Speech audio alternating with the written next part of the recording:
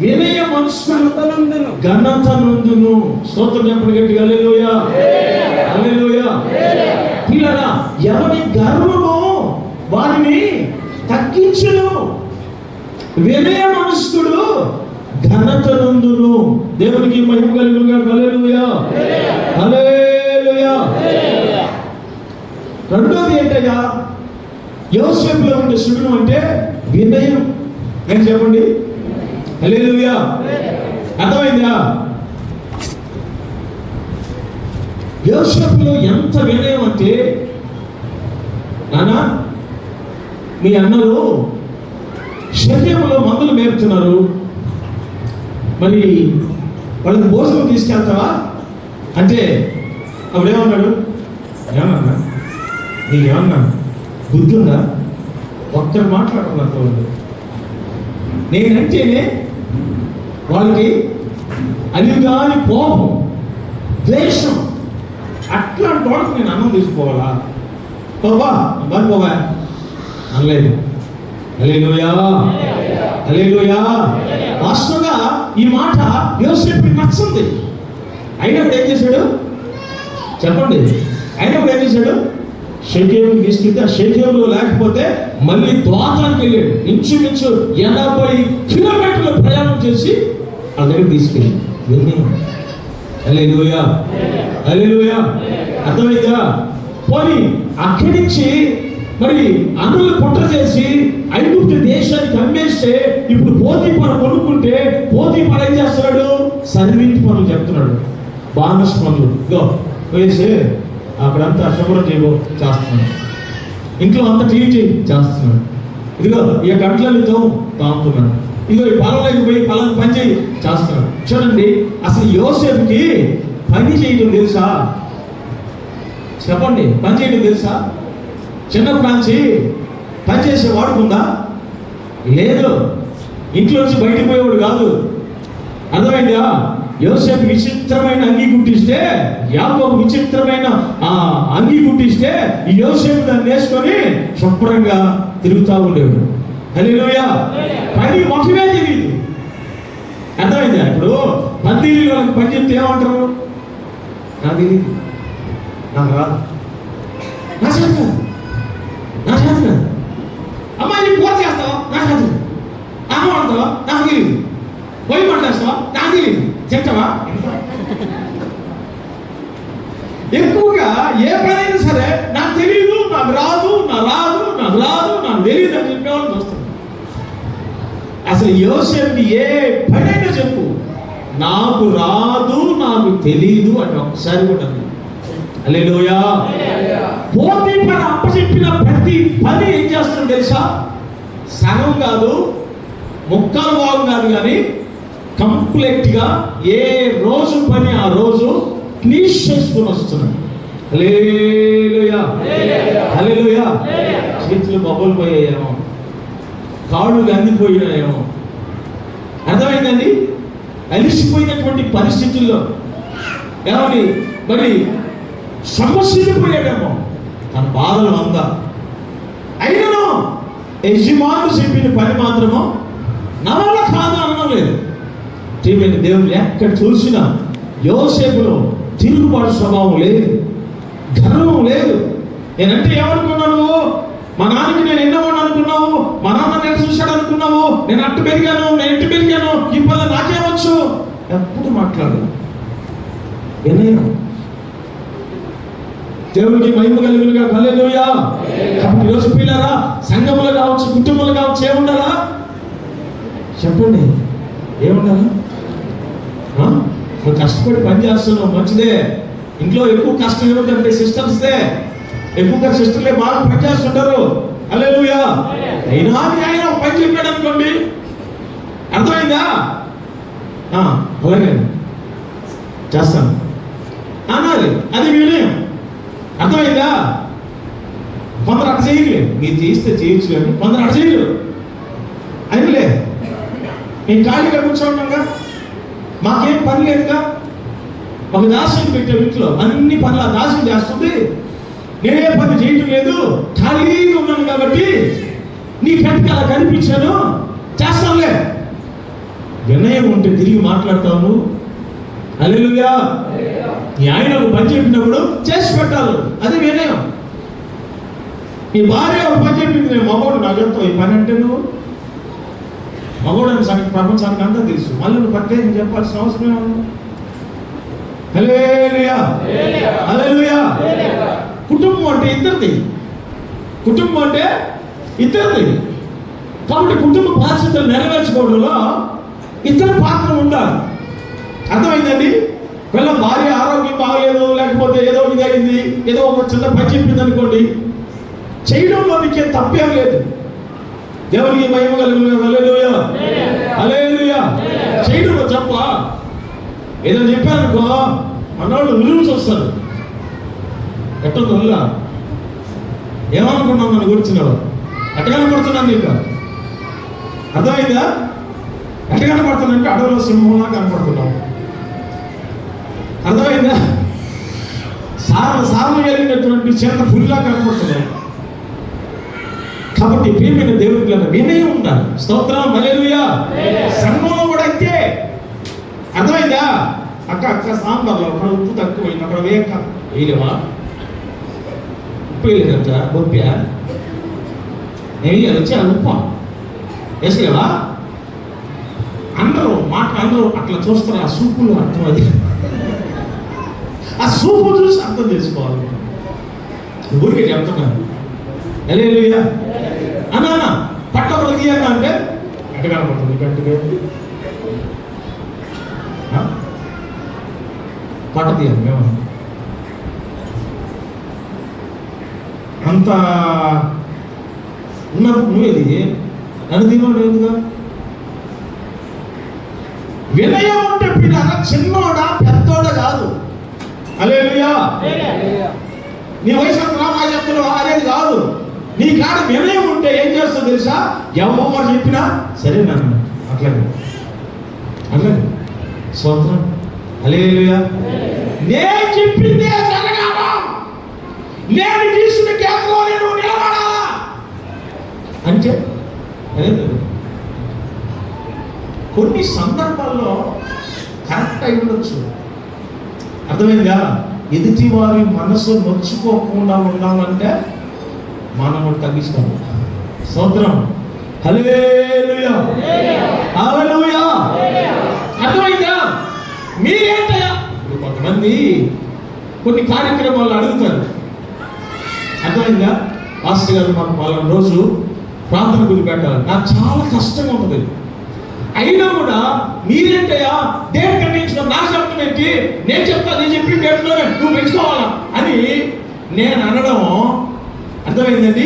అది వినయం కాదు. చావకుండా అయితే అయి ఉండొచ్చు. వాళ్ళకంటే ఒక కోరిక ఉండేటప్పుడు, ఒక ప్రత్యేకమైనటువంటి సందర్భం మీద ఉన్నప్పుడు వాళ్ళ మనసు అర్థం చేసుకోవడంలో కూడా అది మంచిది. హల్లెలూయా, హల్లెలూయా. రాత్రి డానియేలు చిక్కామణి సార్ వచ్చారు. 18వ తారీఖు సార్ గృహప్రవేశం చేసుకోవాలా అన్నారు.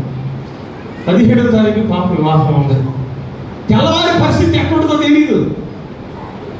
ఏంటి ఆ రోజు ఏమన్నా ఉందా, ప్రత్యేకత ఏమన్నా ఉందా అంటే, రేనా బర్త్డే సార్, అమ్మాయి నాకు ఎవరు ఇచ్చిందని బ్రతికించింది అంటే అన్న వెంటనే అన్నాను, అట్లాగైతే ఖచ్చితంగా జరిగిద్దాం, ఎంత కష్టమైన పర్లేదు. దేవునికి మహిమ కలుగునుగా. హల్లెలూయా. ఆడబడుతూ వాళ్ళే అన్నారు, సరే సార్ అంత ఇబ్బంది 20వ తారీఖు. లేదు, మీకు ఒక మనసు వచ్చింది, మిమ్మల్ని సంతోషపెట్టాల్సిన బాధ్యత నా మీద ఉంది. అది నాకు ఎంత కష్టమైన పర్లేదు. ఆ రోజు కనుక ఆ సందర్భం అనేది లేకపోతే ఓకే, నేను మిమ్మల్ని రిక్వెస్ట్ చేసుకునేవాడిని. తెలియదు సార్ ఒక 2 రోజుల తర్వాత పెట్టుకున్నా చెప్పేవాడు. ఒక సందర్భం ఉన్నప్పుడు కాబట్టి దాన్ని మిస్ చేయడం అనేది నా మనసాక్షి బాగుండు. మీరు ఎట్లా ఉన్నారు అలాగే జరిగిద్దాం. స్తోత్రం, హల్లెలూయా, హల్లెలూయా. వినయం అంటే ఒకరిని ఒకరు అర్థం చేసుకొని ఎవరు ఏం చెప్పినా కూడా దాని గురించి ఆలోచించాలి. అంతేగాని పెడత్రంగా మాట్లాడడం, కోపంగా చెప్పడం, సీరియస్గా మాట్లాడటం, సేవ చేసుకోవటం. మా సిస్టర్లో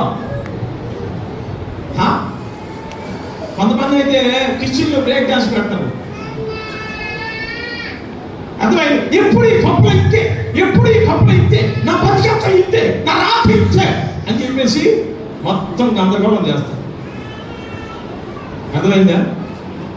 ఇంట్లో మనోడికి 250 వస్తుంది బీపీ. స్తోత్రం, హల్లెలూయా. వినయం ఏంటంటే వినయం దేవునికి మహిమ కలుగును. హల్లెలూయా. ఇంత పిల్లోడు అన్న అటు కాదు చేద్దామన్నా ఓకే చేద్దాం. ఒకవేళ అది కనుక ఏదైనా ప్రమాదం అయితే నిదానంగా కోసం పెట్టాను కాదు నాన్న ఇది చేస్తుంది నువ్వు చెప్తే ఎంత నువ్వు చేసేదా అంటే అదేంది ఏమంటారు గురించి? హల్లెలూయా. అమ్మా మిమ్మల్ని ఏదో నేను ఇబ్బంది పెట్టాలని కాదు, మీరు గణపరచబడాలని కోరుకుంటున్నాను. స్తోత్రం, హల్లెలూయా, హల్లెలూయా. అర్థమైందా? ఐగుప్తు దేశంలో యోసేపుకు ఘనత కలిగినట్లుగా నిన్ను కూడా దేవుడు చక్కగా నడిపించి నిన్ను కూడా నా దేవుడు ఘనపరచబడాలంటే నాన్నను విట్టుండాలా, తల్లిని విట్టుండాలా అని నిన్ను ప్రేమించి నీ కొరకు కన్నీటి ప్రార్థన చేసేటువంటి నీ సేవకుడు మిమ్మల్ని బ్రతుకులాడుకుంటున్నాడు. అంతే, మిమ్మల్ని కష్టపరచడం లేదు. మీ మనసు కృంగదీయాలని కాదు, మిమ్మల్ని బాధ పెట్టాలని కాదు.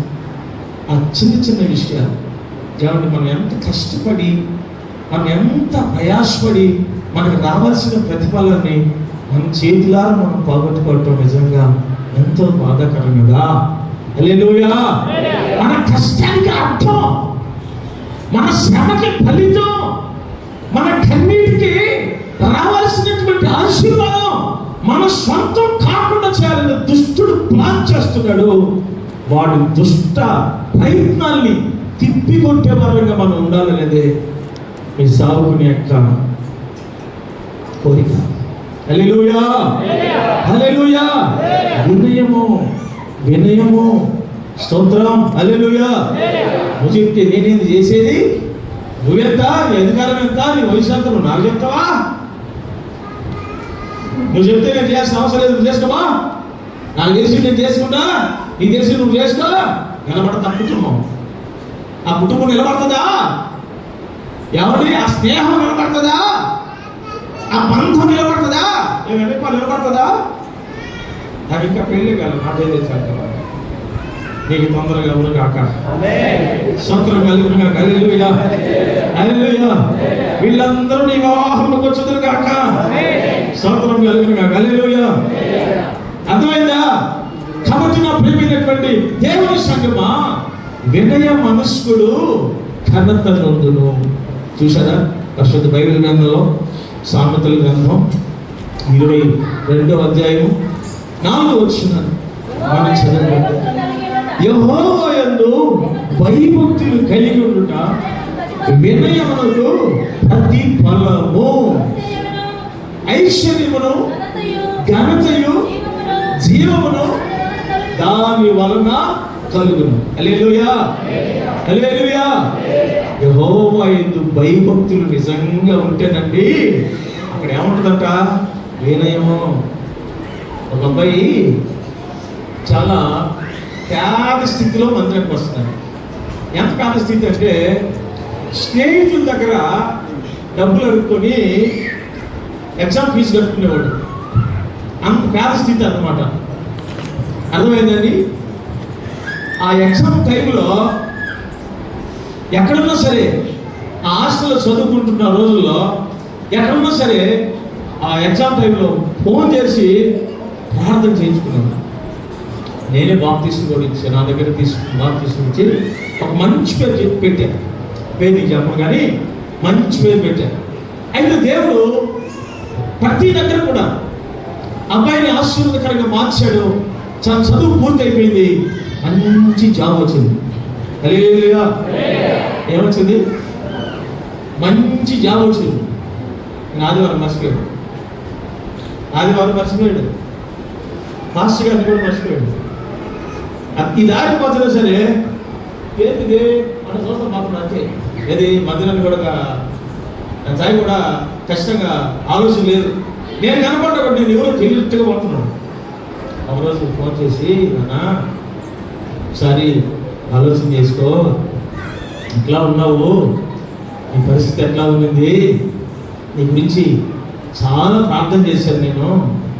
మరి ఆ పేద స్థితిలో స్నేహితులపైన ఆధారపడి చదువుకున్నావు, దేవుడు నీకు ఒక మంచి ఉద్యోగం ఇచ్చి నువ్వు స్థిరపడాలని ఎంతో ఆశపడ్డాను, ఎదురు చూశాను కూడా. నీకోసం నేను చాలా ప్రార్థన చేశాను. అయితే దేవుడు మంచి ఉద్యోగం ఇచ్చాడు. నువ్వు ఎక్కడున్నా సరే క్రమంగా మందిరానికి పో, దేవునికి రుణపడి జీవించును అని నేను ఒకసారి ఫోన్ చేసి సున్నితంగా మాట్లాడాను. నేను ఎప్పుడైతే ఆ మాట మాట్లాడానో ఆ రోజు నుంచి ఈ రోజు వరకు మందిరంలో అడిగే పెట్టకుండా మానేసుకున్నాను. అర్థమైందా? వినయం అంటే అదే కదా. ఏమంటా వినయం అంటే అదేనా? ఏం చెప్పరా? హల్లెలూయా. వినయంగా ఉండేటువంటి ఏ సహోదరునైనా, వినయంగా ఉండే ఏ సహోదరునైనా సేవకుడు ఖచ్చితంగా చెప్పి నడిపించగలుగుతాడు. హల్లెలూయా, హల్లెలూయా. గర్విష్ఠుకి బుద్ధి చెప్పేవాడు కొనకి నింద తెచ్చుకుంటాడని రాయబడింది బైబిల్లో. అందుకని గర్విష్ఠుని ఎవరు కూడా ఏం చేయలేరు, నడిపించలేరు. కాబట్టి నా ప్రియమైన దేవుని సంగమా, యెహోవా యందు భయభక్తులు కలిగి ఉండుట వినయమునకు ప్రతిఫలము, ఐశ్వర్యము, ఘనత, జీవము దాని వలన కలుగును. హల్లెలూయా, హల్లెలూయా. ఐశ్వర్యము, ఘనత, జీవము ఇవన్నీ కలగాలంటే ప్రియ దేవుని బిడ్డలారా, నీకు దేవుని యందు భయభక్తులు ఉండి వినయం ఉండాలి. హల్లెలూయా. ఈరోజు వినయం లేదు అంటే నీ దగ్గర ఏం లేనట్టు, భయభక్తులు అనేవి లేనట్టు. కాబట్టి యోసేపు ఐగుప్తు దేశంలో ఘనపరచబడటానికి కారణం ఏంటి అంటే వినయం. హల్లెలూయా. దేవునికి భయపడి వినయంగా నడుచుకున్నాను. రెండు విషయాలు చెప్పాను. యోసేపు